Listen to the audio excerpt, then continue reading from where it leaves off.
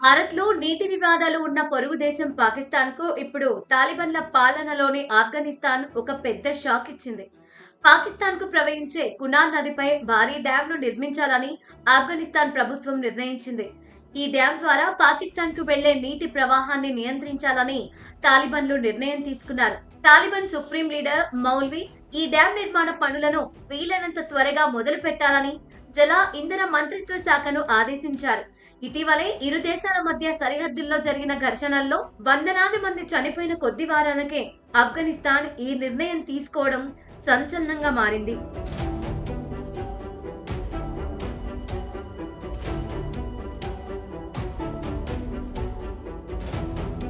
విదేశీ కంపెనీల కోసం చూడకుండా దేశంలోని కంపెనీలతోనే ఒప్పందాలు కుదుర్చుకోవాలని సుప్రీం లీడర్ స్పష్టమైన ఆదేశాలు ఇచ్చారని సమాచార శాఖ ఉప మంత్రి ముహజ్జర్ ఫరాహి తెలిపారు. భారత్ తర్వాత ఇప్పుడు పాకిస్తాన్ కు కూడా నీటిని నియంత్రించే వంతు ఆఫ్ఘనిస్తాన్ కు వచ్చిందని విశ్లేషకులు వ్యాఖ్యానిస్తున్నారు. కునార్ నది హిందూకుష్ పర్వతాలలో పుట్టి 480 కిలోమీటర్లు ప్రవహించి పాకిస్తాన్లోని ఖైబర్ పఖ్తూన్ఖ్వా ప్రాంతంలోకి వెళ్తుంది. అక్కడ అది కాబూల్ నదిలో కలుస్తుంది.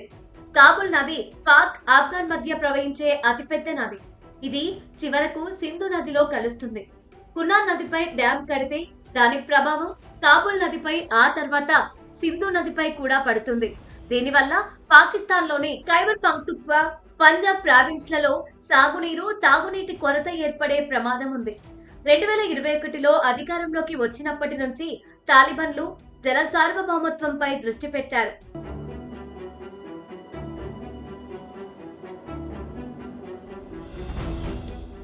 తమ అవసరాల కోసం పొరుగు దేశాలపై ఆధారపడకుండా ఉండటానికి డ్యాంల నిర్మాణాన్ని వేగవంతం చేస్తున్నారు. ఆఫ్ఘనిస్తాన్, పాకిస్తాన్ మధ్య నీటి పంపకాలపై ఇప్పటివరకు ఎలాంటి అధికారిక ఒప్పందం లేదు.